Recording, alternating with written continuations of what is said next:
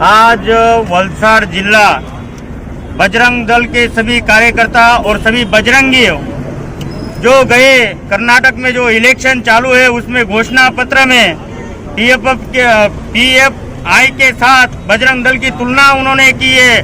हम बजरंगी सब उनकी घोर निंदा करते हैं। वलसाड़ जिला सिलवास प्रखंड उनकी घोर निंदा करते हैं और मैं आपके मीडिया के माध्यम से उनको कहना चाहता हूं कि कर्नाटक के हमारे सभी बजरंग दल के और बजरंगी उनके आज से उनके पीछे लग चुके हैं। जैसे कि रावण ने जैसे हमारे श्री हनुमान दादा के पूंछ पे आग लगाई थी, तो आप सभी को पता है कि उन्होंने पूरी लंका का पूरा विध्वस्त किया था और जला दिया था। ऐसा ही कर्नाटक के जितने भी कांग्रेसी हैं उनका सत्यानाश हो और उनके पीछे भी आग लगे। आज ऐसे कर्नाटक के हमारे बजरंगियों और आज समस्त देश के हमारे और विश्व के बजरंग दल के अध्यक्ष कार्यकर्ता सहसंयोजक आज उनके लिए विरोध प्रदर्शन करते हैं, क्योंकि आने वाले दिनों में कांग्रेस का पूरा सफाया हो, क्योंकि उन्होंने बजरंग दल का नाम आज उनके घोषणा पत्र में आतंकवादी के नाम से अगर कहा गया है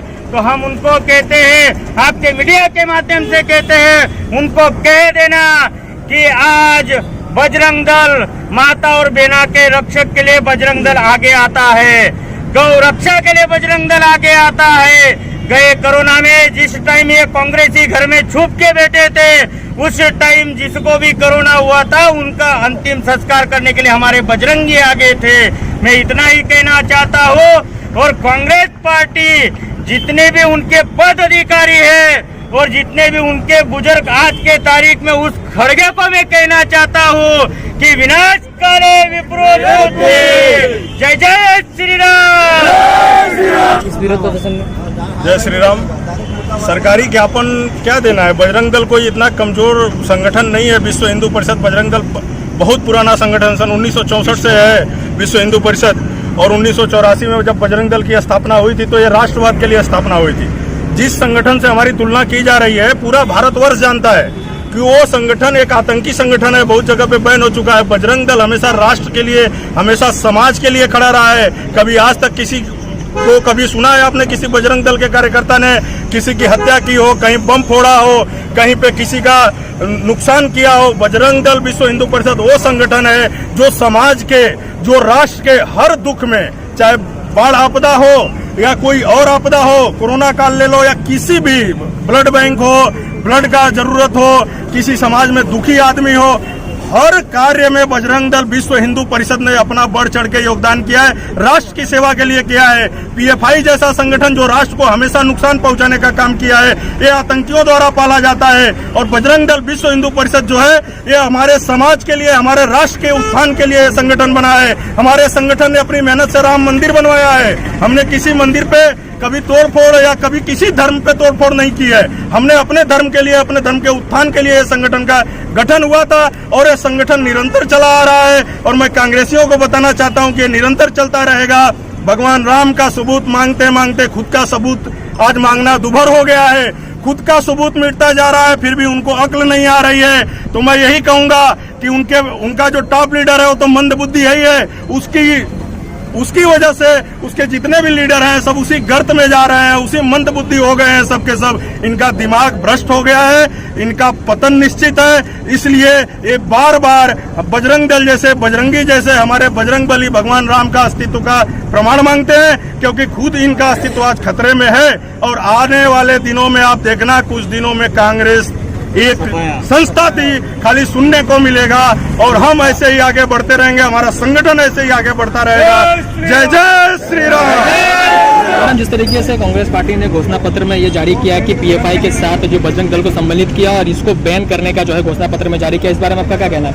सबसे पहले तो कांग्रेस पार्टी को अपना होमवर्क पूरा करना चाहिए। उन्हें ये नहीं पता है कि पीएफआई क्या है और बजरंग दल क्या है। पीएफआई के जैसे बजरंग दल कोई कार्य नहीं करता है। जैसे वो जमीनों पे कब्जा करते हैं, कहीं पर भी अपना हक जमाते हैं, वैसा बजरंग दल नहीं करता है। देश में जब भी कहीं कोई भी तकलीफ आती है, कोई भी आपत्ति आती है, तब बजरंग दल सबसे पहले पहुंचता है। और सबको ज्ञान होना चाहिए कि ब्लड डोनेशन में सबसे ज्यादा अगर ब्लड डोनेशन कोई करता है तो वो बजरंग दल वाले होते हैं। तो इसलिए बजरंग दल का पीएफआई के साथ में उन लोगों को समर्थन करना या उनके साथ जोड़ना, ये सबसे बड़ी उनकी भूल थी। और खड़गे साहब अभी बहुत उम्र हो चुकी है, उनको भी घर पे बैठ जाना चाहिए और साथ में उस मंदबुद्धि बालक को भी लेके जाना चाहिए, क्योंकि जितना उनको अपना सत्यानाश करना था कर चुके हैं। और थोड़े दिनों में शायद आने वाले टाइम में लोग भूल जाएंगे कि कांग्रेस पार्टी कुछ थी। तो जिस तरीके से प्रधानमंत्री नरेंद्र मोदी वहां पर गए, उन्होंने भाषण में कहा कि पहले जो था कांग्रेस राम जी को बंदी बनाने के चक्कर में थे, अब बजरंग बली को बंदी बनाने के चक्कर में जुड़ गए हैं। तो इस विषय में आपका क्या कहना है? जैसे ही उन्होंने राम मंदिर का विरोध किया, उनके हाथ से सत्ता निकल गई, धीरे धीरे उनके हाथ से राज्य निकल गए। अभी जब वो बजरंग दल के पीछे पड़े हैं और शायद वो भूल गए हैं कि बजरंग बली हमारे सनातन धर्म में हर किसी कार्य के अंदर सबसे पहले रखा जाता है उनको, और उनके बिना हमारा कोई कार्य संपन्न नहीं होता है, पूर्ण नहीं होता है। तो अब कांग्रेस पार्टी का मेरे ख्याल से पूरा समाप्त होने का टाइम आ गया है, इसलिए उन्होंने राम की जगह भी हनुमान जी का विरोध करना चालू किया है। विनाश काले विपरीत बुद्धि, और यही उनके साथ पड़ता है। अब इनका बुझने का टाइम आ गया, इनके पास कोई काम नहीं है अभी, इसलिए अनशन बकते रहेंगे और ऐसे ही बकते रहेंगे।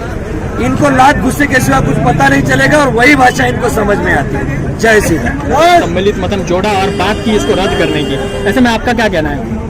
आपको ये चैनल के माध्यम से मैं याद दिलवाना चाहता हूँ कांग्रेस पार्टी के लीडर को कि 2014 के अंदर गुजरात के अंदर सोनिया गांधी आई थी और वो राष्ट्रीय अध्यक्ष थी कांग्रेस पार्टी की। उसने हमारे आदरणीय मोदी जी के बोला था कि मौत का सौदागर, और उसको पता चल गया कि रिजल्ट क्या है। बहुमत से सरकार, यानी गुजरात में 25 से 25 सीट बीजेपी आई है। और फिर दोबारा उन्होंने गलती किया है।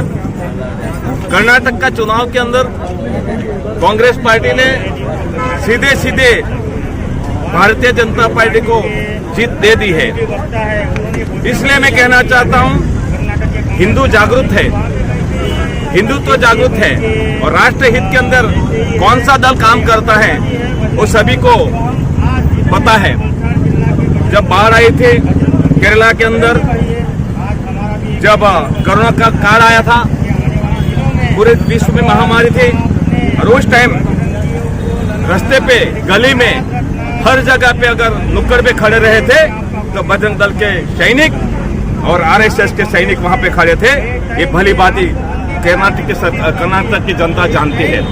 इसलिए मैं आपके चैनल के माध्यम से कहना चाहता हूं, जितना भी हमारा देवी देव का बदनामी करेंगे उतना ही कमल खिलेगा।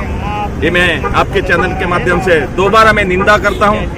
कांग्रेस पार्टी ये विश्व के अंदर एक पता चल गया है, एक ठग पालती है।